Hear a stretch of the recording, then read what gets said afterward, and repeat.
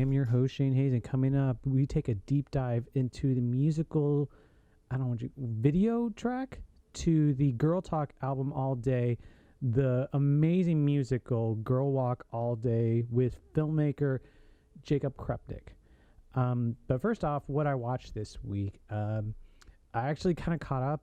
I've been able to watch almost a movie a night this week, which I haven't been able to do the last few weeks in the pandemic. The coolest thing I saw this week, which is kind of going to be a glimpse, hopefully, into next week's episode, was a John Ford movie, The Last Hurrah, which comes 2 years after The Searchers. It's TCM's been showing a bunch of political movies, and the podcaster John Suntra said recently in a World Balloon episode that this was his favorite John Ford movie, and it's Spencer Tracy in a role Spencer Tracy ostensibly said he could have retired on, and when you watch the movie, you see it. It could have been a great last role. It's a great movie. I always find so many more great pockets in John Ford, and as we'll discuss hopefully on next week's episode, I've been on a John Ford kick, my director's kick of directors to explore, probably for like the last 5 years going on now. And so I keep finding new John Ford movies I haven't seen because he made so many movies. And it doesn't contain a lot of, what, for lack of a better term, the muscular cinematography that you expect from him. There's a lot of studio shot stuff. And as an editor, I normally don't give a shit about continuity, but there's some funny continuity flaws. But all that being said, TCM, like I mentioned, has been showing political movies lately, which it's a nice respite from the current election coming up, because you get this sense that a lot of Hollywood politics movies, especially before Watergate, are so non-ideological, or they're so vaguely ideological. Like it's that vague sense of, if you follow the pathways of Republican Democratic parties throughout the last century, everything before, Newt Gingrich or Watergate or the Civil Rights Bill turned so many Dixiecrats into Republicans. Those were the big transformations of the partisanship of the current parties. And before that, all Hollywood movies, when they dealt with politics, were just about the rich and centralized interests. They were against bankers. They were against newspaper tycoons, things like that. And you see a lot of this in Capra. And if you've ever read Mark Harris's great 5K Back book, you see that Capra didn't have the best politics, kind of, actually, or policy, especially during World War II. For someone who made Mr. Smith Goes to Washington, one of those movies that inspires so many people to public service. This John Ford movie follows under the same vein, and I've been really wanting to dive a little more, whether it's in a conversation with somebody or reading something, into John Ford's politics, just because Ted Haycraft, our frequent guest host, he and I have been getting this conversation about dated movies, and can you judge older movies by a modern lens? And I've been thinking about it a lot lately, and I think the metric I am using, is, does that movie still have influence on today? So if you see a John Ford, John Wayne movie, does John Wayne's portrayal of masculinity still have an effect on how men think they have to act today? Which I would argue, yes. John Ford, he made so many movies that were on so many subjects. I don't know. I could not accuse The Last Hurrah of toxic masculinity, because this movie has so many men crying in it. This movie's on TCM for, at least on Watch TCM, for another few days. I was duly impressed with it. It has an amazing ending. It has Ford has this way of being very non-structured and plotless for a long time, until suddenly a very good ending comes up. And sometimes in that ending, the sentimentality that he's known for comes in. And that's certainly the case here. But Also, this movie has such an amazing last line for such a sentimental movie. It's a great last line. Especially if you guys are not looking forward to Tuesday, as I record this right now. If you want to look back on simpler times, can't recommend The Last Hurrah more.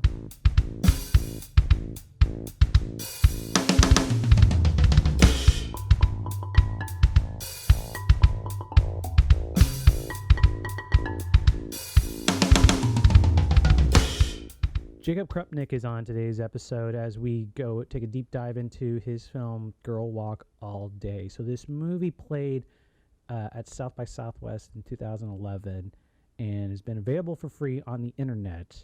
You'll be able to find a link to this movie in the show notes. You can find it easily on YouTube or Vimeo. But for those of you who are familiar with the Girl Talk just as a music DJ set, Girl Talk's amazing engineer who manages to mix songs and separate stems and can make these long sustained pop familiar songs you're aware of, rhythms you know very well. I was really unfamiliar with Girl Talk's music, I'm sorry to say, until I saw this movie. I wasn't aware of this movie, as he and I discussed later, until IndieWire came out with their list of the best movies of the decade. This movie is on that list. And deservedly so. Like, this movie is just an absolute charm start to finish. There's no dialogue except for a few lines subtitled. It's almost entirely a dialogueless musical that's done completely with dance of three characters who communicate in dance. It's DIY shot in Manhattan has like a flash mob vibe, but it's shot with real people and real dancers just randomly dancing through Manhattan. And it has a sustained narrative for 76 minutes that it is just an absolute charm. I've loved this movie. This movie never fails to make me smile. Every time I recommend this movie to someone, it never seems to fail to make them smile. Especially, again, with Election Day coming up. This might be the modern musical equivalent of what old musicals used to do. This is definitely one of the best musicals of the new century. It's a great love letter to Manhattan. It's just lovely creative dancing. It's almost breathtaking in how sustained it is in keeping what's ostensibly a plotless narrative, or definitely a not writerly word-based narrative going. It's available for free. We'll link it in the show notes. But here's my talk with Jacob Krupnick.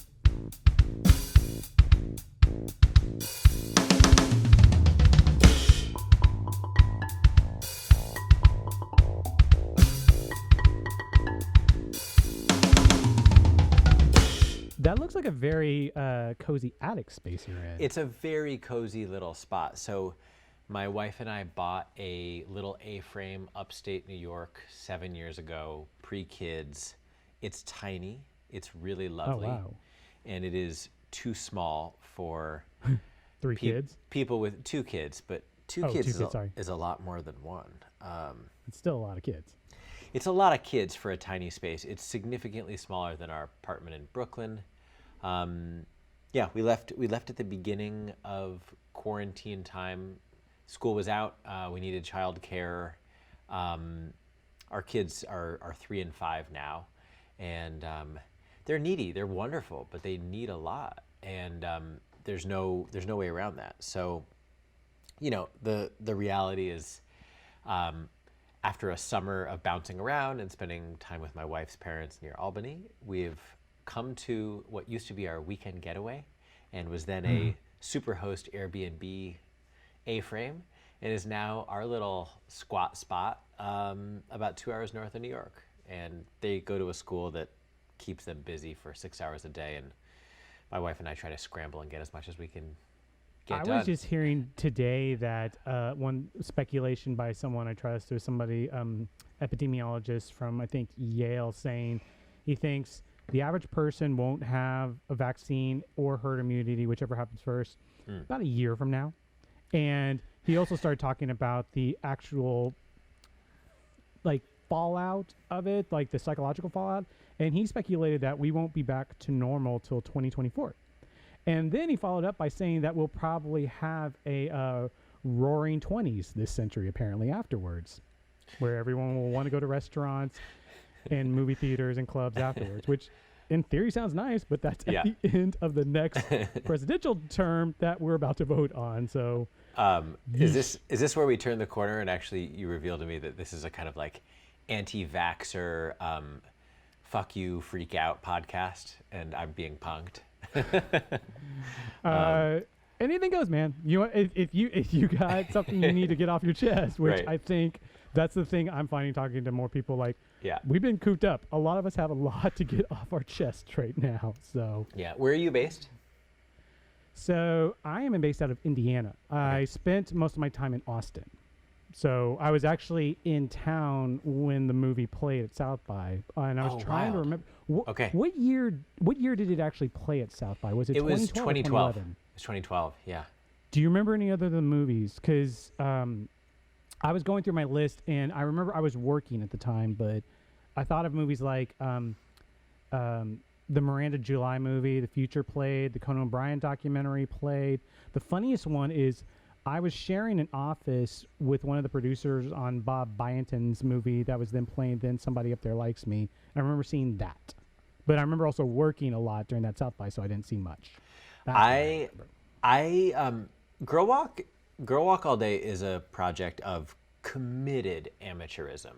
And to that end, our experience at South by Southwest was kind of like a series of misbegotten fuck-ups. You guys shot something at South by itself? We shot right? something at South by, which is actually pretty fun. It is really a fun little piece. By the way, should I avoid profanity? Is profanity acceptable? Do whatever the fuck you want. Okay. You see what I did there? Yeah. You see that? I dropped the F-bomb to let you know you can say an F-bomb. Permission granted. I mean, Permission granted. The South by experience was like a series of you know, appropriately sized fuck ups for someone who hadn't made a film, hadn't been to a film festival, and didn't really know what he was doing. That was your first film festival? That was my first film festival. It was, you know, we were invited under kind of unusual circumstances. At that point, the film was out online. There was a bit of hysteria around the idea that there was this film shot in public, and the excitement of kind of girl going crazy and the excitement of crowdfunding was all pretty new, and the internet was in a completely different place. I mean, this is like 9 years ago. And, you know, I think that the way that people related to projects in general that were exciting was quite different. And, you know, we all get stuck in our own age and our own mentalities, our own expectations. I mean, you become familiar with how many times, we'll say, the more times you get excited, the more times you get thrilled, it gets a little bit tougher to feel that again. And I think that, especially right now, getting excited about a film festival. Exactly. You know, I think that when I went into that experience, I didn't know anything about what to expect. We booked flights late. I had been to South by Southwest once before, filming my best friend, who was in a band. So I kind of had a sense of what the vibe was from a music perspective, but I was one of 16 people staying in a hotel suite. So fast forward. What year was that? It's probably 2007. And so my first year was 2006. Okay, so fast forward a little bit. We had no money. We had been touring a bit. I had made this film for no money. We had been trying to share it in public for, you know, as many people as we possibly could. Did you tour with the film? We toured with the film, and by the time we were at South by, my wife and I, we had just gotten married, and we had decided to do like a West Coast tour. We started in Seattle, went to Portland, went to Eugene, Oregon, and San Francisco and Los Angeles. And we showed it maybe 10 times on the West Coast. We did a Northeast tour. We went to South by Southwest. We went to Mexico City. So we had been on the road for maybe a dozen shows by the time we were in South by. And we were kind of too broke and too ill-informed to buy tickets for everything in advance. So I was shocked by the cost of flights. The closest we could stay was 10 miles away. It was early Airbnb days, so I had, dancers staying in an Airbnb that's, only for 4 people. We had probably 10 who were packed in to this kind of suburban home, like way outside of Austin. It was completely the wrong way to do it.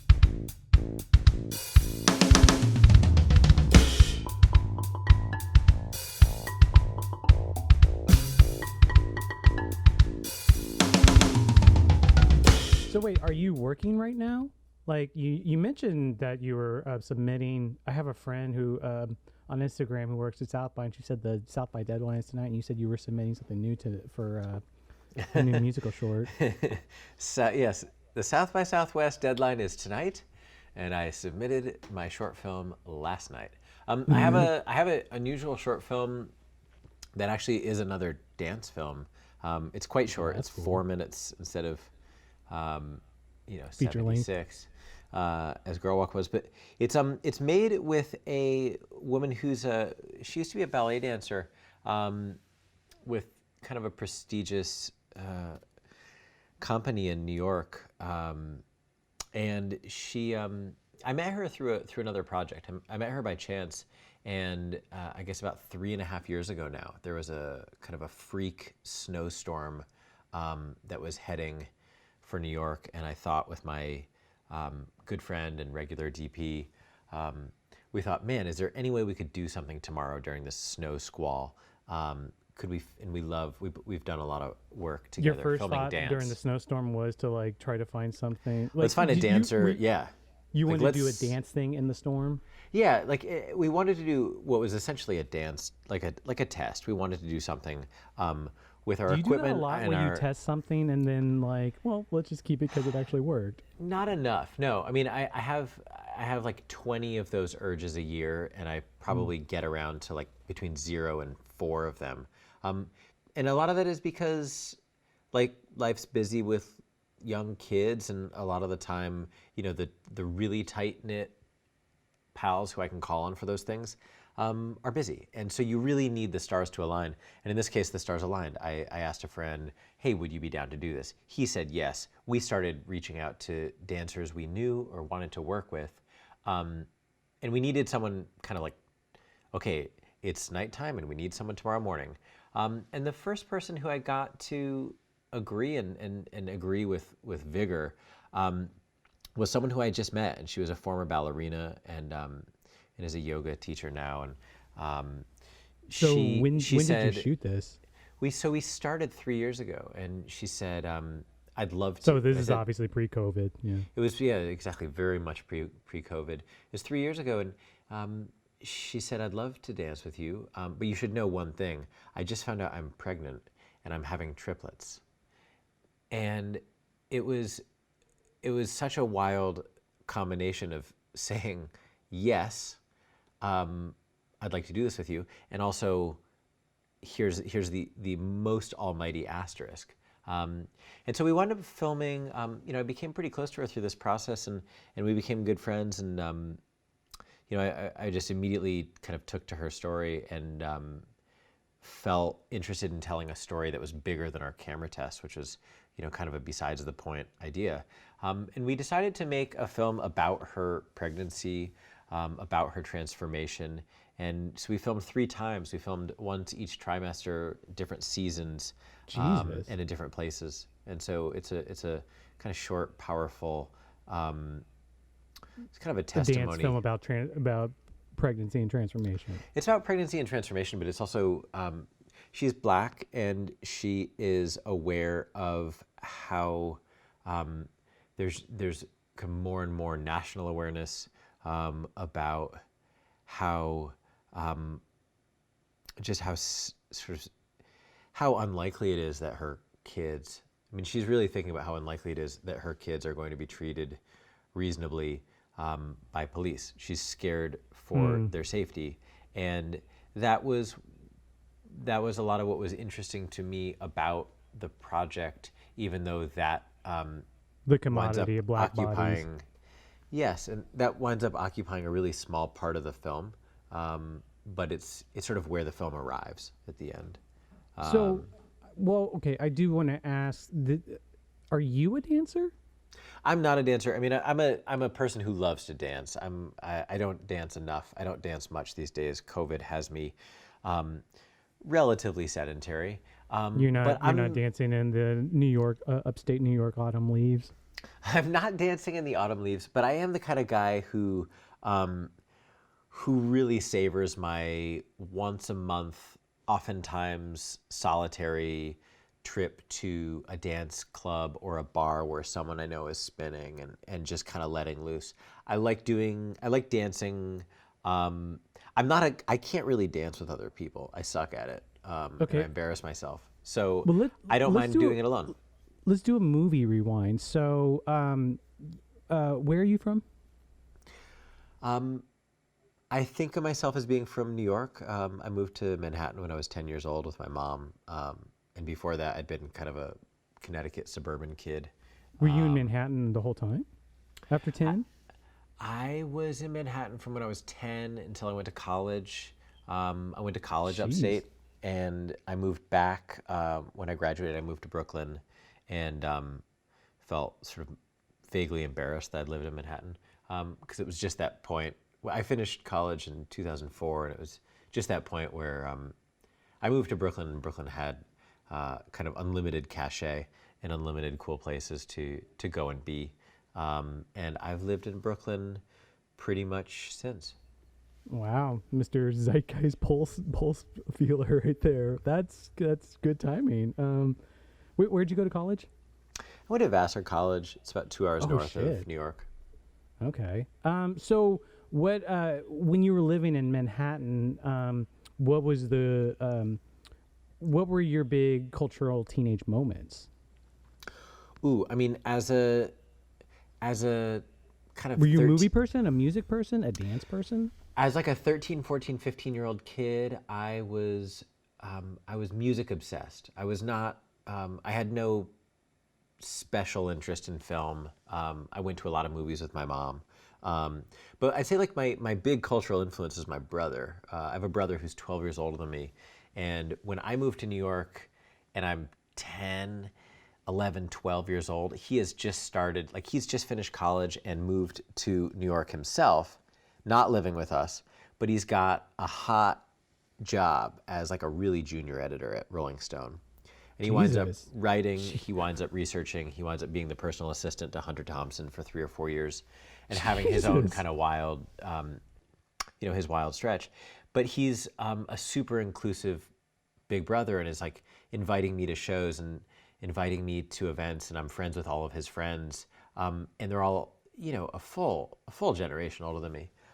He would send me, when I was in middle school, then he would totally abuse the system by messengering a stack of 20 Rolling Stone magazines to the school. And so I would get buzzed on the intercom that there was a delivery for me, which was time frame absurd. was this? This is like mid-90s. It was like 1995. And Okay. and so I would get a huge manila envelope with like a dozen or 20 Rolling Stones. And there was a period, I suppose, where Rolling Stone was genuinely cool, and I would just give them out. Yeah, I remember that period. I guess I hate to put it here, but after Kurt Cobain's suicide, like Completely. I mean, completely. I remember. Well, I mean, I'm being from a small town. Our big deal was going to the library to check out old Rolling Stone back issues. I don't think they had Cream at our local library, anything cool like that. But, so what movies were you watching as a teen? What movies was I watching as a teen? I was watching. I was kind of watching whatever was in the cinema that was hot, like the cinema. I sound very attempting pedantic, like The cinema of Independence Day. The cinema. I mean, the things that were really memorable to me, and the things that I think about since are films I'd go to see with my brother.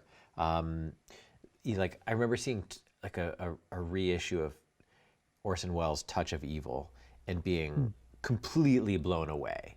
This would have been the recut. I suppose, but I really don't know, to be honest. I will be, I should say now, I am, Girl Walk All Day is an act of committed amateurism. And it's made by someone who even almost 10 years later is not a serious film guy. Okay. I did not get into film. I didn't start making films until I was in my late 20s, and I didn't really learn what I was doing until Were you coming through practically music this year. Then? I came through it, I was a photographer after college, and I've been interested in music and the way stories are represented in photojournalism and storytelling through images and art. I studied sociology and urban planning. Well, let me, from a cinematic standpoint, let me ask you: were there any musicals you liked? I loved musicals as a high school kid. I would, I think I can't really stand musicals now, and there's no reason that I can put to words. But I would go to the theater with my mom. I'd see, definitely seeing Phantom in the first couple weeks after moving to New York rocked me. Seeing Les Miserables was huge for me. I remember going with my mom and her falling asleep first intermission, falling asleep through the second act, and me being just rapt. The stagecraft and the music and the costuming were huge to me. And that would have been before I started going to see, punk shows and shit like that. Like, I was definitely excited by the theater. We'd see stuff off Broadway too. Like, we'd see stuff that was small.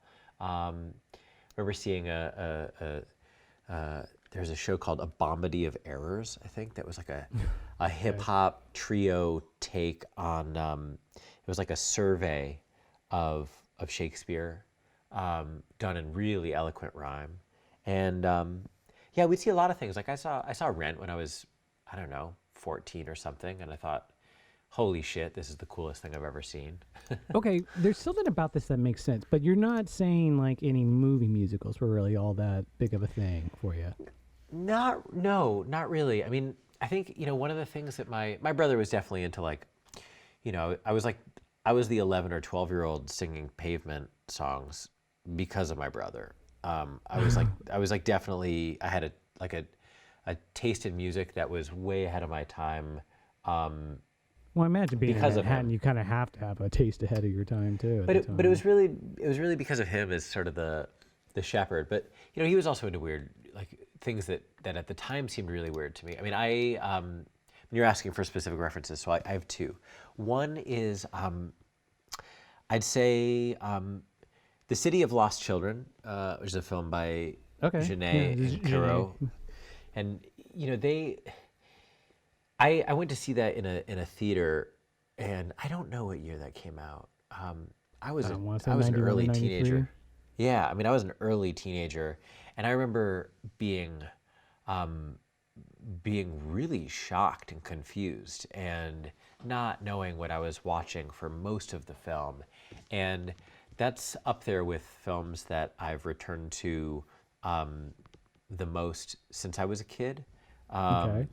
And I'd say their films in general really interest me, and most of them are like kind of deeply flawed. Yeah, well, I was going to say, from my Midwest perspective, Alien Resurrection would have been, I remember being so excited, like, I'm going to theater, like, I'm into film, and I like the Alien franchise, and hey, they got a European director to do it, and totally, that didn't work out. And it's like a complete disaster. And then I remember I went to an opening night screening with my brother, the night that Pulp Fiction came out, and were you at the opening night in New York of Pulp Fiction? It was is this theater called the Ziegfeld, which is kind of storied and is just gigantic, and I think officially no longer exists. It kind of had a slow death. It's like right near the Plaza. It's right near Central Park, and it's just colossal, and it's kind of regal. How full was the theater? The Ziegfeld. Oh, it was completely sold out. It's like a completely sold out show. I'm probably like 14 or something. And, we have a seat like really at the heart of the theater. It's like right in the middle. We're surrounded by people, and, you can hear people hooting and hollering. There's like, you can hear big bottles of beer hitting the floor. Someone sparks a blunt nearby, which I don't quite know what is. And my brother explains to me. And this is like just as the film is about to start. And it's kind of like seeing, I mean, it was more like a fucking rock concert than it was seeing a film, because there were 1,000 people who were going wild. And the film to me was, I've probably seen that film 4 or 5 times. But what's really memorable to me about seeing it the first time is watching something that was totally discontinuous and that had a pacing that I'd never seen before. I feel like, I mean, there are a bunch of Tarantino films that I think are pretty amazing, and I've watched all of them, but I'm pretty cautious about my kind of like professing affection for him, because there's shit that he does that I think is so good. There's things about him as a person that I think are so reprehensible and unlikable. And I think in a way, like, his demeanor is so ungenerous and so mean. And I kind of love it for that, but it's also wildly different from how I think about making work. So I would say, like, Tarantino's a super interesting filmmaker to me, but I'm also like, I guess I'm here on record saying that, but I also feel like, oh God, I don't.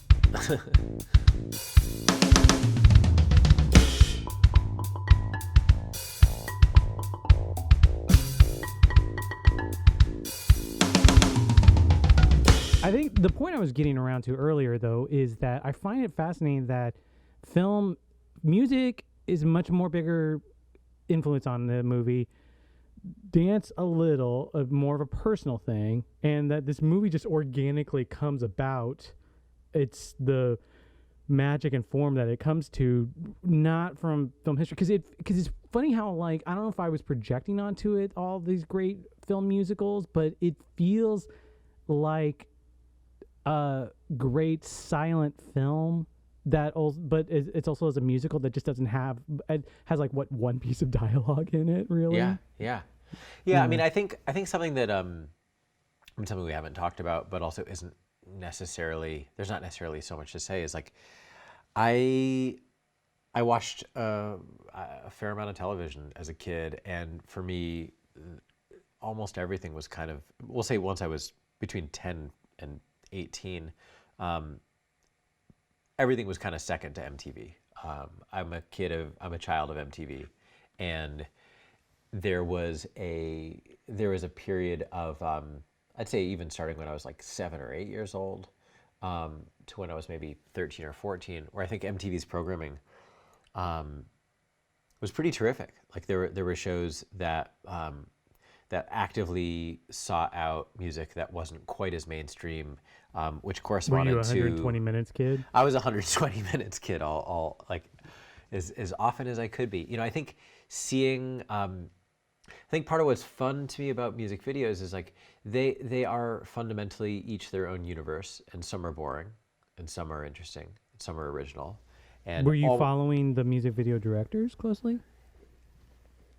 I mean, pre-internet, we'll say now as soon as I say that, I mean, it's kind of impossible to do that. As a TV consumer, like you're as a TV consumer, you kind of know Spike Jones did Buddy Holly, but that's about it.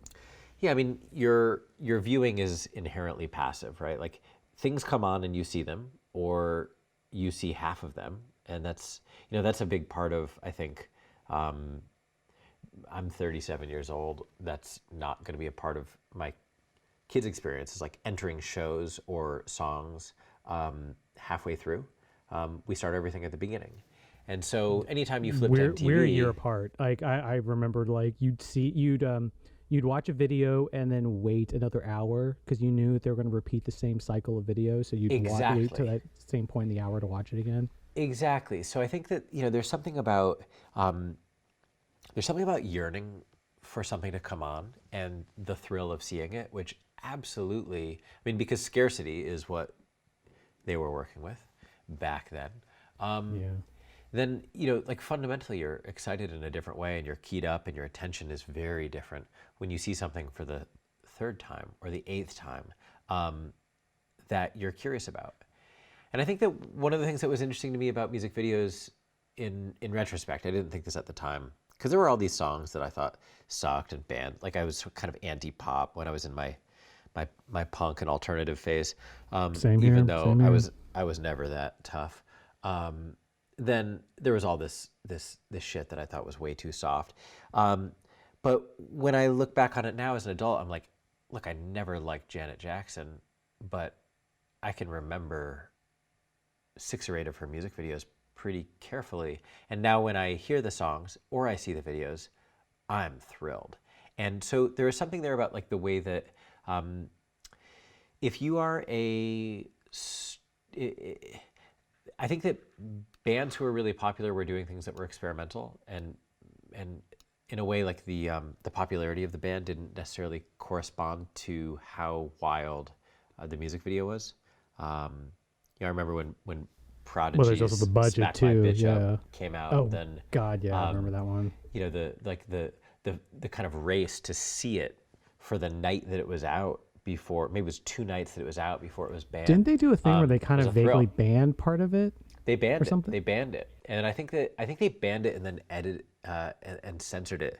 And I remember just like that feeling of I mean, it's kind of like the race to see a daring piece of art, which I really like. And I'm sorry that I mean, there are ways in which that exists now, for sure. I had a But you have friend to who showed me manufacture that the scarcity. this. I had a friend who showed me this bootleg version of it was Nine Inch Nails' follow-up to Downward Spiral, but at the same time it was a video VHS Yeah. release, Yeah. and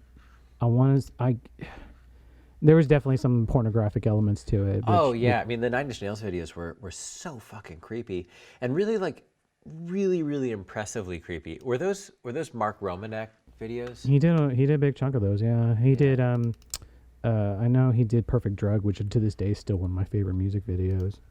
Yeah, but that was like that became a big influence for me, and I'd say I'm not making anything video based for another 10 or 15 years, so it's not like it wasn't I don't know, like pretty regularly I read the bio of some director I'm looking up, and it's like started making skateboard videos at 14, graduated to this, graduated to that. Well, going back to the music video influence, I don't know if that answers my question I was about to ask, but do you think of the movie as a feature or an extended music video? Or I think on the website it's listed as like a feature dance movie. Okay, yeah, so we haven't really talked about it. So the way that I think about Girl Walk has changed a lot since I made it. I'd say, when I started the film, when I had the idea for the film, it was sparked by hearing the Girl Talk record. It was the beginning of the 4th track in that album. This is definitely going to be another set of questions, but I mean, I guess when I saw the movie, you just assumed it was in conjunction with the band, but I guess it wasn't. It wasn't. I was down photographing.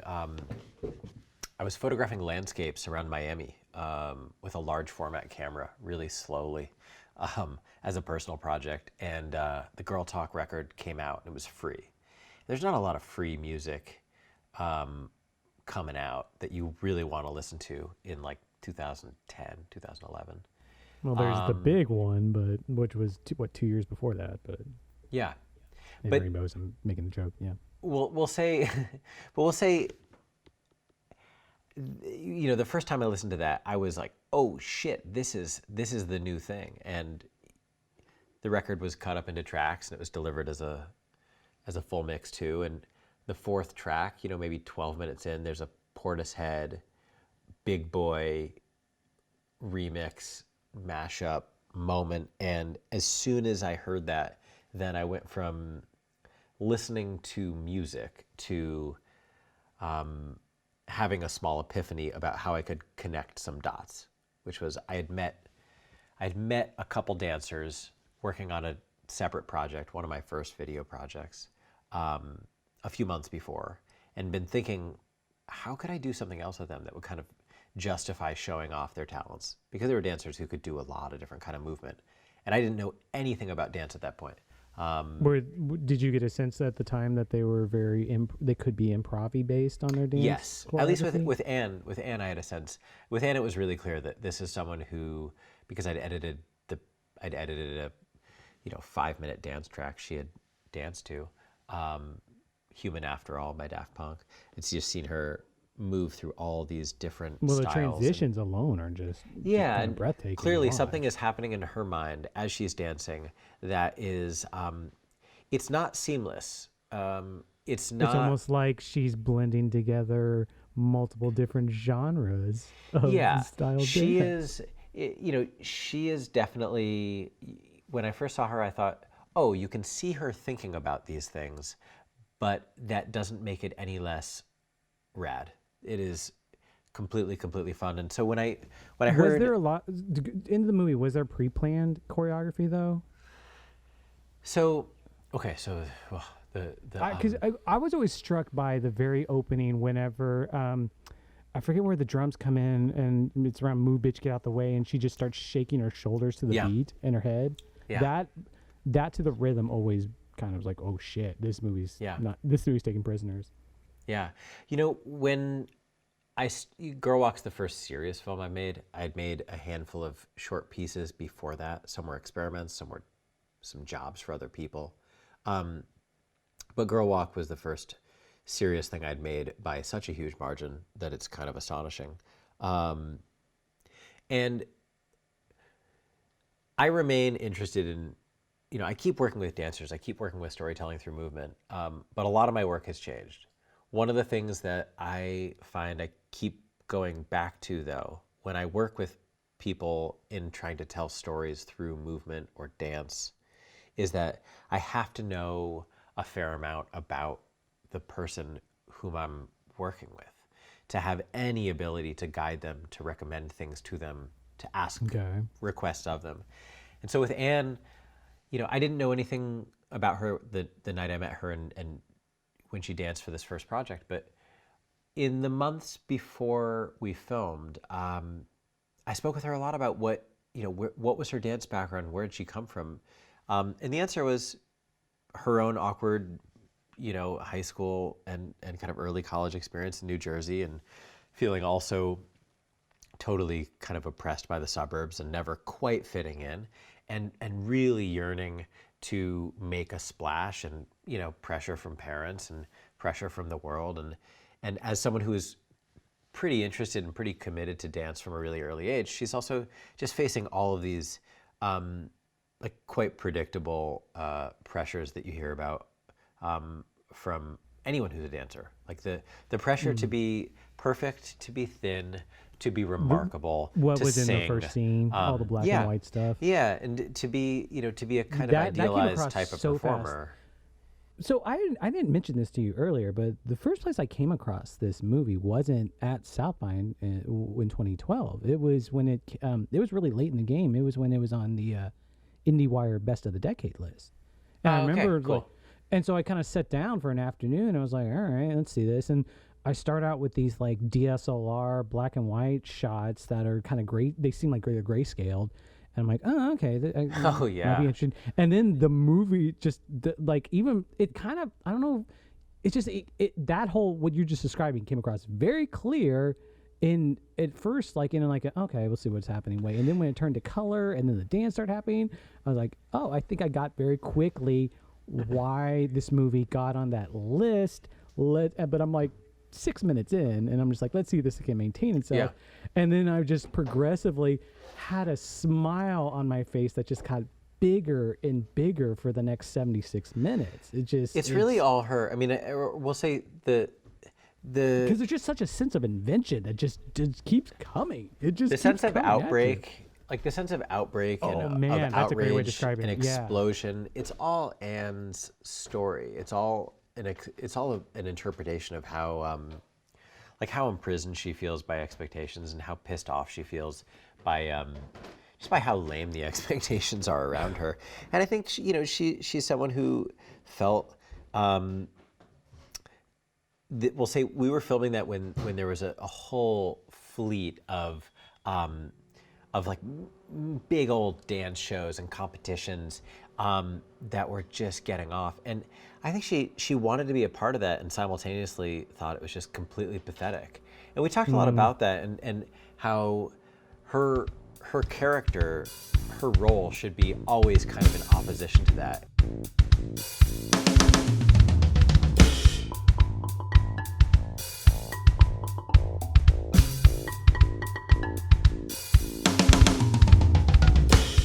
Well, but there's also this great feeling of like all the music, and it comes across multiple times in the movie, especially when she wears the sign. Like these places, these dance are always coming from a place of joy, and it's always coming from a place of communion, where she's wanting to dance, especially more in the second half of the movie. She's wanting to dance with people. Yeah, and she's kind of like racked by the challenge of how to engage, and also confused by why other people are not. And that to me is like, I mean, in that way, there's a nice balance between her energy, which is, I want to dance all the fucking time, and mine, which is, hey, I love the freedom that comes with dance, but I'm also petrified of it myself. Can we talk the logistics of shooting? Yeah, definitely. Can I rapid fire you some stuff? So Totally. did you guys shoot MOS, I assume? We shot with two, so kind of 101 on how we shot. Like for the most part, I'm shooting a Canon 7D. I bought a second Canon 7D. I did most of the This is shot on a Steadicam. 7D? Yeah. Wow. I still have a 7D. Like it's perfect. Well, that movement is just like, I don't. How you got that much movement on that? I taught myself how to. I bought myself a GlideCam 2000, and did a couple rehearsal days with the dancers, and then we got to it. A lot of the time, I'd have my partner in crime on this, Sam Peterson's a friend from college, and he was like a filmmaker, more of a producer type, but he was happy to come along and had time and was like a boundlessly supportive partner. And sometimes he would do the Steadicam. Usually I'd have him on the longer lens.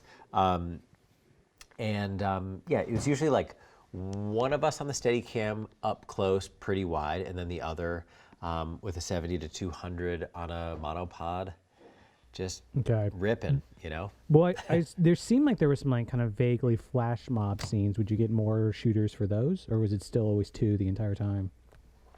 There's a bunch of scenes where it's one camera. There's some where it's two, and then there's a couple, right, where it clearly breaks into more perspectives. I think the only two that I can think of, though, the park at the end. I think the only two that I can think of where there were more than two cameras. The finale had 4. The scene at the dance parade, we put a call out. Oh, that makes sense. I think at first through Kickstarter and then through maybe like early Twitter, early for me Twitter, holy cow. You got the single ladies sequence done in just 2 cameras? Single ladies is 2 cameras. We did 3 takes with single ladies, and I think just about all of it comes from one take. Like we're always trying to build, the single lady sequence is an example of something we do a good handful of times where we're trying to build a certain amount of pressure in a situation. And knowing very little about filmmaking when I shot this, then my sense of continuity and how much of an issue it would be was non-existent.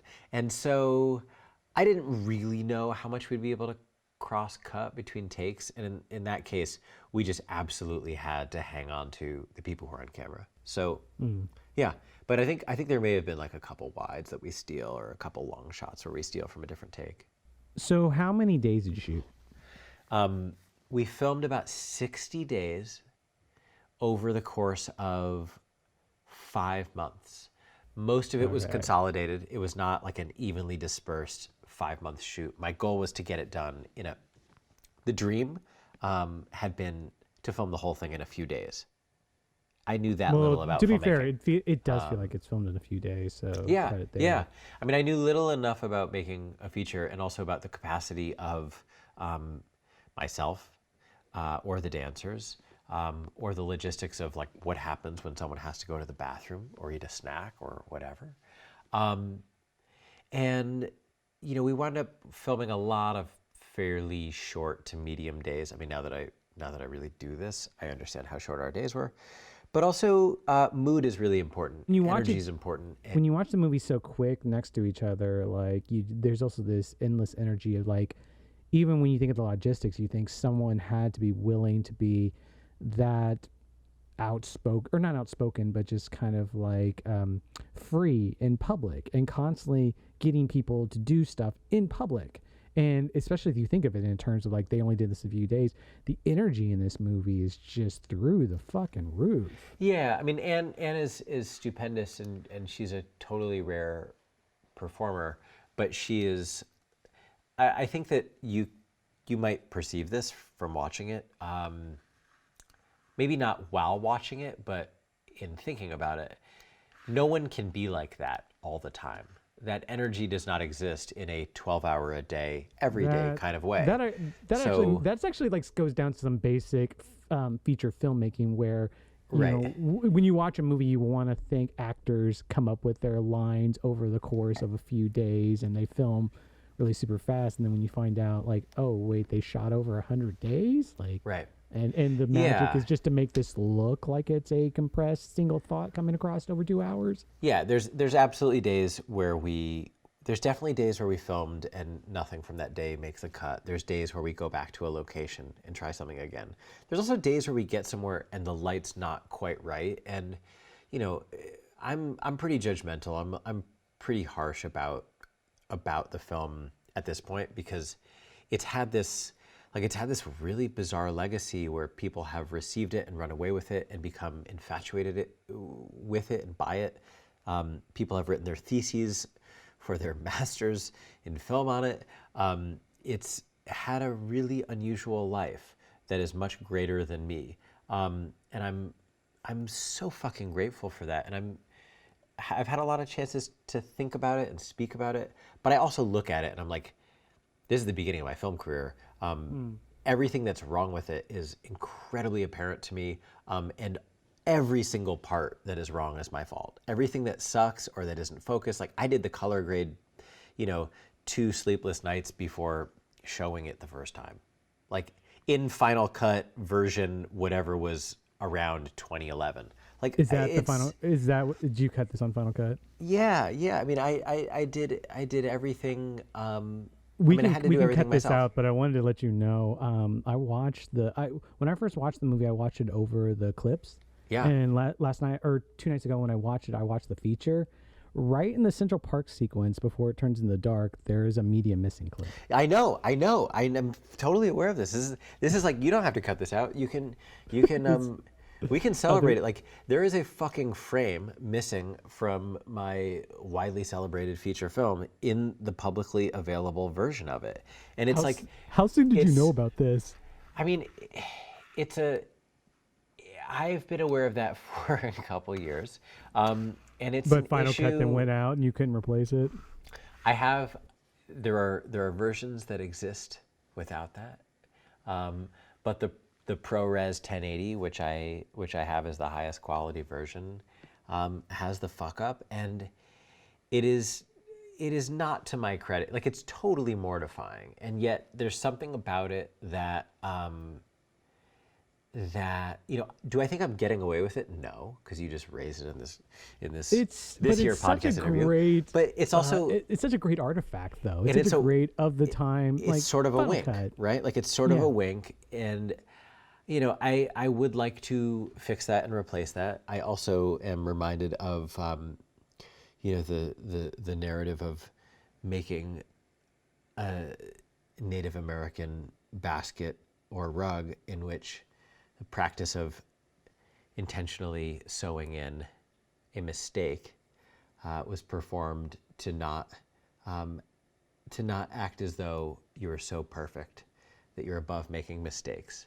I could have fixed this a couple years and I learned about it. I'm embarrassed by it, but it feels like this film is so much about vulnerability for the performer. The fact that it is, in some ways, it's kind of become my calling card, while at the same time I watch it and I think, dear God, I knew nothing. There are 1.5 million ways in which we got really lucky while filming. The way in which it resonates with people is unusual and is super idiosyncratic. People respond to it for incredibly different reasons, and it has to do with the music and the performances and the editing. It has to do with the city itself. It has to do with what the city has become. It has to do with other people's baggage that they bring to it. And there's nothing I can do about that. And therefore, I'm kind of opting to be proud of that, even though I don't honestly feel like I can take a lot of the responsibility for what works. And yeah, I mean, I think like the like feeling of like imperfection and I could do better now and I can't look at it, like that's pretty par for almost every. That's not even just like film directors. That's just like every creative is just like, especially any creative that's putting something out into the marketplace and like, oh, I have to stop this at a certain point and I have to seal it up and say it's done. And then it's now belongs to the audience. Like there's a certain point where a lot of people the majority of creatives tend to do the like joyless, I can't watch it type thing. Every once in a while, someone like, I imagine if you watch this with an audience, you'd get into it. Though. Okay, like so you were saying earlier with the dancing. Let me talk about that for a minute, because I think there's a pattern of people making films, whether they're serious directors, whether they are auteurs, whether they are just getting out and making their first thing, where the tendency to say, oh, I've made it, I've completed it, I can't look back at it. Like that's a common thing. Like we've all heard that. I don't feel that way. I like watching work that, if I really liked the feeling that a film I made produced in my own brain, I'm pretty happy to watch it again. And that could say something about me. Maybe I'm easily satisfied. But some of it is also that I like making work that gives me a feeling of a certain kind. I'm interested in making work that transports my own feelings. Well, you also made something that's really intensely collaborative too. Yeah, and when I work on something, even for other projects, and it's more often than not, it is musical and it is dance based. When I feel this way, but when I make something that I think is completely great at the point at which I put it out, then it tends to be something that I'm actually kind of happy to see again, and it feels like visiting a friend. It feels like revisiting thoughts and challenges and conversations that were interesting to me at the time. And after we finished Girl Walk, then my wife and I went on tour. We shared this like we were in our own punk band, and we put on probably 40 or 50 shows, and a lot of the time we'd have a DJ who would, typically like the format of a Girl Walk screening was, I had put together a kind of revolving but curated collection of 45 minutes or so of wacky and strange and beautiful films that in some cases we use the original sound and music, but most of the time I would kind of put in my own tracks. And then we'd play the film, like I might say something beforehand or not. Then we'd play the film, and then we would immediately play the film again, and we'd bring in a DJ to make a new soundtrack to it. And we'd turn the sound off, and people would dance. And it went from being like a dancing screening to a dance party, where part of what was really fun about doing this is that the music changed every time we showed it. Like the second screening that people would hang out for and dance to was seeing the entire film again, and the narrative was intact, but it was carried by a different soundtrack. And sometimes it's a DJ who's spinning funk jams on 45s, and sometimes it's kind of techno, and sometimes it's oldies, and sometimes it's just like top 40, mashup shit. And it made the feeling of watching the film fresh and familiar each time.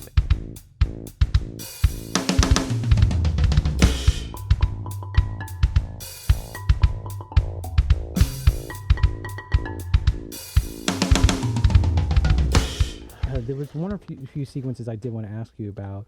What was the Yankee Stadium sequence like shooting? Was that one day?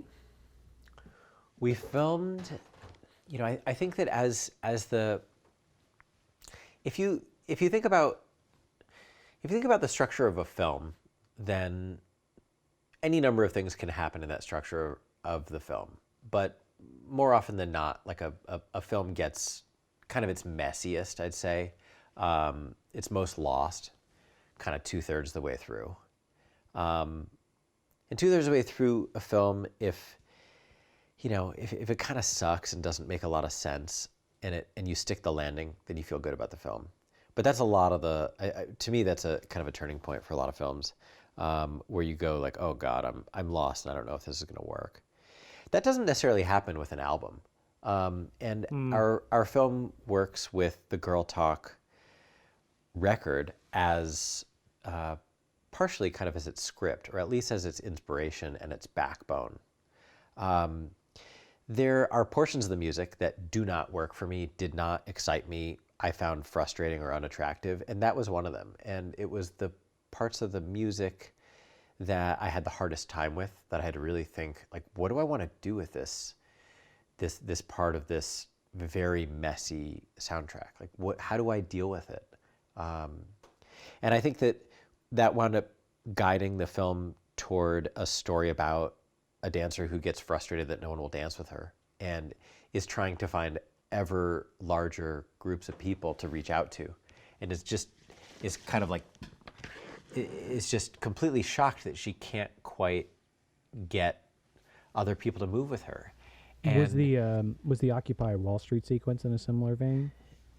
Yeah, although that's kind of that's a slightly different thing. I'd say about, when it came to thinking about the stadium, then the idea of shooting in a crowded space that would be really predictably packed was exciting from the beginning. And I didn't, that was a one-day shoot. That was a very covert shoot. We had no idea what we would get away with. We didn't know when things would get shut down. We got there early. We started filming a little bit. We had Anne kind of dancing and flirting with, drunk Yankees fans. And it was not clear what to expect because it's a heavily policed space. And our film is really interested, or I should say, I'm really interested in pushing what happens in places that are policed and seeing what you can get away with before someone decides aren't to there tell you security you have guards to in some of these shots stop. too? Yeah, there's a lot of security, and in the very final moments, like there are 4 or 5 security guards who are running toward her, and they are converging, and they're very concerned. And it's not stopping the game. Nothing is genuinely inconvenienced. But to me, what I like about that scene is that it's like a little window into how absurd the energy is and the effort is that goes into trying to stop something that's like fundamentally harmless and joyful, and also just wacky. She was escorted out. She was escorted out. They took her phone. I followed her super covertly at some point. I started filming. I think that was one of maybe 5 or 10 scenes that I shot with a handheld Canon point and shoot, so that I knew that I could always stuff it into a pocket. I definitely had to talk to security guards and, stuff my little SD memory card into a 5th pocket or something. You'd say and there was left. Like 5 of those you did that way? There were probably 5 or 10 shots that we did in that way. Like we were in Bloomingdale's. That was a similar one. There are a couple places where there's just no way you're going to roll in with that husky Canon 7D on the glide cam. A big question I was going to was how many permits did you have and how much did you steal? 0 permits, 100% stolen, no permission requested. Fuck yeah, man. That is so cool. Yeah, I mean, it felt like there were a couple moments where I wanted to seek, like where I did try to actually get, I tried to get permission to film in Bloomingdale's, didn't get it. And it seemed like, look, what are we get at that point? I mean, I wouldn't do this now. But at that point I thought, well, we simply have to do it. And so we're going to do it. Well, there's a thank you credit at the end of the movie for the NYPD. So I just assumed that. A lot of winks. That's my wink. I mean, there's so many winks. The NYPD, I will say, like, the NYPD while there are a bunch of moments where people, came up to us and told us we couldn't do something, then there are also kind of unusual moments where where there's a little bit of permission granted without it being asked. Let me tell you a story about when we filmed a test. It was kind of a test shoot where Anne is dancing off the ferry. It's what became the kind of spark of like runaway curiosity about what this project was about, is now the beginning of chapter 2 in the film, and it's Anne starting on a banquette of plastic chairs on the Staten Island ferry. And we filmed that in January, and it had a kind of like viral experience we filmed it, I put it online. I went on my honeymoon. About a week later, having not looked at the internet, I was in Mexico with my wife. We were in Oaxaca, and I looked at the internet, and the first site I go to after a week is Huffington Post to see if anything has crumbled or evolved in the world. And there's an article that says, like, dancing girl does a wild performance on the Staten Island ferry. And I felt like I was being kind of punked. I'm not special enough to deserve to be punked, but I felt like I was having a trick played on me, because there was a picture of our video on the homepage of the Huffington Post, and it had been viewed a ton of times, and there were tons of emails of people. Did you guys finish shooting whenever you first started uploading, or did you guys? We'd filmed one day. It wound up being, it comprised what would ultimately be about 6 minutes of the film. And we reshot all of it. Did you guys film in sequence then? No, we didn't. But we filmed this segment, and then we used all of that energy. We used all the curiosity and excitement, and then put up a Kickstarter. And I thought that we might be able to keep that footage, because it had been the kernel of, so many people's excitement and votes of confidence. But it wasn't ultimately, like, it wasn't going to play. It wasn't consistent enough. It was still completely the beginning of me playing with cameras. So you ended up reshooting this. And so we reshot it. Yeah, we reshot it probably. And that was one of the first things that we reshot. And I was super nervous about it, because if you try to reproduce something, the chances of you being able to bottle magic a second time are close to zero. And I just thought, oh God, this is not going to go well at all. This is a disaster. And so we boarded the Staten Island ferry. There's tons and tons and tons of cops in the Staten Island ferry terminal. We wound up trying to film that reshoot the day after Osama bin Laden had been captured, and or had been assassinated, I should say. And there was fear of reprisal. There's fear of revenge, and so there was incredible alert from the police. So there's tons of cops, there's tons of dogs, everything's being sniffed, and I just feel guilty. I feel like I'm already in trouble. We get on the boat, and I think we did probably like 4 back and forth round trips. And it turns out that some of the ferries are, they look different, or their seating is different, or there's too many people, or there's not enough people. But one of the things that's also really alarming is that flanking the Staten Island ferry are 2 boats with massive guns, like cannons, on the back, because they are escorting the ferry back and forth. And there's tons and tons of cops. And it's just like, I feel so freaked out, and I feel like, oh man, our film's never gonna work. And at some point we talked to a bunch of cops who come by, and they're coming up to us, we're just about to film, we have to go now. And I just decide to confess. I'm like, hi, we're just gonna film a little thing with my friend here. She's just gonna do a little dance. And they pause for a little bit to let me stew over it, and they explode into laughter. And they're like, yeah, you're that girl who dances on the ferry. And they want to have pictures taken with her. And they were delighted. Like, they knew of her The Staten Island ferry cops were fucking with you, basically. Yeah, exactly. And like, there's something about that made me think, like, okay, this is the kind of permission that this film requires. There's a part of me that was like really tense with you on that story. There's a part of me that's also been like, I've been drunk on that ferry. I do not have a singular experience. Like, I can't imagine the cops like know are fine with what's above board and what's below. It's a good. I really adore that space. To me, that's a gem of New York. Yeah. So moving on to South by, I do want to ask, what is the actual official affiliation with Girl Talk? Did you like how far long did you get before you like Yeah, made? it's an interesting question. We, when I heard the record, I had the idea. I wrote the dancers and said, "Oh my God, I have an idea," and we started talking about it. I also was curious enough about the circumstances of the release because it's released for free, and it has all of these unlicensed samples. They use fair use, Right. there's something about him using allowing Creative Yeah, Commons for artists to use their stuff. He released the record, and part of the story when he shared it was that it was released with a Creative Commons fair use, share and share alike release or license, I should say. And there are a variety of different kinds of Creative Commons releases, and fair use, as I learned at the time, is like a wildly difficult to pin down part of U.S. law.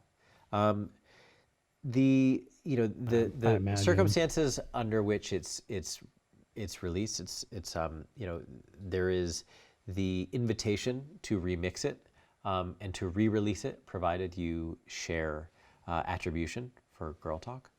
And so the first bit of homework I did was learning that, okay, we actually certifiably do not need permission. Next, doing anything commercial with this is going to be problematic, and that sparks a kind of complicated history for the project. And I reached out very quickly to his label, which is called Illegal Art, and spoke with his label rep, who lives under a pseudonym, which is Philo T. Farnsworth, who is the inventor of the tube television. It's not the real man's name. And Philo Farnsworth was helpful and encouraging in us pursuing the project. But as we started to try to figure out, could it be an official collaboration, which I think Philo really wanted, then their team consulted their lawyers, who are the Stanford Fair Use Center, who are kind of the vanguard, and they're really the premier arbiters of fair use. And they would have been our lawyers, except they represented them and had a non-compete issue. And basically it was just their advice that, like, look, there's nothing to be gained if you are Girl Talk, if the platform for this music becomes even broader. Like, there's no good that comes from more press. And he's, at that point, like, he is incredibly, like, he's a totally famous DJ. And we were This a goes all speck the on way the into ocean. South by, or Oh yeah. I mean, we were a speck on the ocean. Like, we meant nothing, but they basically had to say, this can't be an official collaboration. We would love it to be a thing that could be released in tandem, but we just cannot do it. And there was a kind of quiet, but hey, we're really happy to see you do this. I never spoke with Girl Talk, Greg Gillis. I've had a couple Twitter exchanges, a couple incredibly brief emails over the years, and kind of like a tip of the hat, but really nothing official, nothing formal. So they keep it as far, they keep it at a distance, but there's obviously quiet tolerance, tacit approval. What part of the festival were you in? Were you guys in were you guys in a music video part, or were you in the No, features? we were in the features. We were in the features, and so we showed the film. Where'd you guys play at? What theater? Christ, I'm forgetting. We played it in 4 different theaters. We had 5 or 6 screenings. I saw virtually Did you guys do no the other. convention center, the draft house downtown? Did you do the Paramount? I think we did Paramount. We did the convention center. Yeah. We did the convention center. We did, I think, we did an Alamo draft house a little bit outside of town. I don't know how many there were. We might have done 2 draft houses. The South Lamar would probably been. I don't know if there was one like a little ways out of Austin. Slaughter. Do you guys Slaughter? There we go. Wow. It rings a bell. I forgot Slaughter was around by then. Yeah, and then I think we did 2 at the convention center, and in dealing in like getting our dancers to those and driving people to their places and doing press stuff, and actually just seeing a lot of music. then, like my wife was with me. We were seeing a bunch of bands and just trying to figure it all out. We didn't see a lot of films. We didn't really know how to navigate some of the, I think I'd have a different sense now of just like what we're trying to navigate. But I did a ton of press, a ton of conversations. The dancers would be there for some of those, but not all of those. We had the car, and so getting people to and from, our kind of haggard Airbnb, 10 or 15 miles outside of Austin, was an endeavor. And, just dealing with dealing with the reality of like lines and cost and distance, if you don't really know what you're doing, is, it makes it all a lot. It was super fun, but we also, we threw, I'm answering in too many different directions here, so my apologies. We, for the first screening, we threw we were asked to throw kind of like we were asked if we wanted to do some kind of intervention. And An intervention? Like we were completely delighted to do something that was unorthodox. And we talked about shutting a street down. We talked about, what the dancers might bring to it. We wound up having the dancers dance in the theater and then kind of Pied Piper everyone outside to where it was like a pretty chilly night, and we had 200 massive 3-minute burn sparklers, and then had probably a 20-minute like in the dance Central party. Park sequence. Exactly, like echoing the finale. And so we had probably like a 20-minute dance party outside, and a couple different people donning Anne's jacket, which got kind of passed around, and it was thrilling. Like it was really like nothing else I've been a part of. After the screenings, there's always like pretty extended conversation, and people are curious about what we were doing and how we made it, and so, I think people go to film festivals and they're pretty serious about their craft, and they're diligent about how they're marketing their work, and they have a mission. They're focused. I was so not that. I was thrilled and honored to be there, and was trying to have a good time. It wasn't like party and rage woohoo. It was just like, yeah, we had 3 dancers who we were really trying to look after, and we had not made the best decisions about where we were staying, and we'd made a film for $20,000 that took a year, and we were touring with it, kind of taking a couple bucks here and there to keep it all going. And so it was like kind of lean times, but super super fun times, and we were just happy to be present. I mean, I kind of laugh about it now because it was just so absurd in retrospect, but it was happy lean times. So I guess we're getting close. I mean, did you finish it in 2011 or did you finish it in 2012? Like, we finished are we close to it? We're close to the 10-year yet? We're coming up. We finished at the very end of 2011, in a strange kind of turn of events, a strange calendar moment. It was exactly a year between the day that I wrote the email to the dancers saying, I have an idea, here's the soundtrack, are you with me? And the night that we had our film premiere, which was at the Brooklyn Masonic Temple in Fort Greene, which was it's about a 1,500 person event, screening, party, DJ night. We had promised a whole bunch of people tickets as thanks for donating money on Kickstarter. We had nowhere near enough extra money to support that. And Kickstarter was pretty new at that point. It was like I think it was their second year.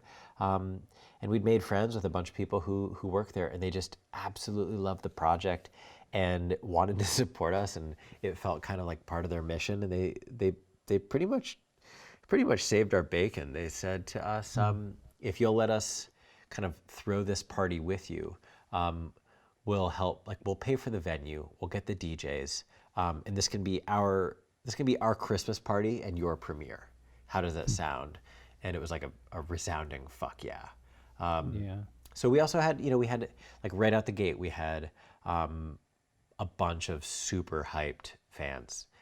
So that was the premiere. We started releasing it like one chapter I guess 2 chapters a week with a website called The Gothmist. And then got on the road and went on tour.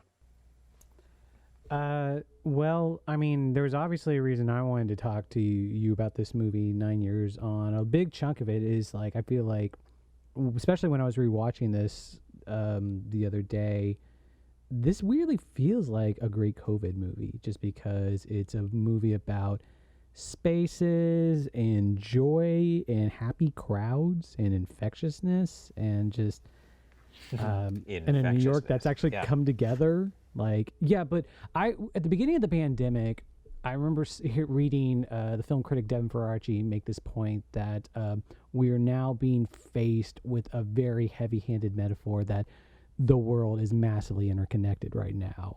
And so, like, we might as well make it a good thing that we're this interconnected. So, yeah, I mean, this movie never, like, every person I've made watch this movie, it never fails to bring a smile on their face. Or someone like me, or like you used to be apparently, who was not going to dance. This is a movie that inspires people to dance. It's a movie that brings about joy. Yeah, I'm so glad. I mean, I think of it as being, kind of a artifact owned, like it's shot in public. It was shared in public. We helped people screen it in public for free. I think of it as being kind of like a public good. It's hard not to talk about that side of it and not sound like a total asshole. As if I'm just like so I've we're created being nostalgic versus an asshole. Well, yeah, I mean, as if I've created discovered some new element, because it's not that. But so many people have felt strongly enough about it that at some point in the last 10 years, and constantly, they seek me out and say something about how it's affecting them today, and I think. That to me is magic. Like, that to me is totally magic, and if I'm honest, it's also completely intimidating, because it's so much bigger than me, and it's so much bigger than the intention that went into it, and there was a lot of care that went into it. There was a lot of thought. I don't mean to diminish that, but it also is. I mean, to me, like the great lesson for me is that. It is possible to make something that resonates in a way that is so much greater than what you can possibly imagine, and that is the source of massive hope. And at a point in time where, oh God, my own hope is maybe a little bit shaken, then it's sort of it's a strange example to me now to think, okay, almost 10 years on, once upon a time I made this thing that had this impact, and in the ways that I keep working, I really hope that work just has some other kind of resonance with new folks. Well, I don't know. It's a mystery. I am excited that I get to, when we post this episode, I get to put the link to the website, and that introduce more people to this movie, just because this movie's criminally underseen. So, Jacob, I wanted to thank you for being on the podcast. Thank you so much. I appreciate the time. It's fun to talk about this. It's really fun and humbling as hell. Glad I could help.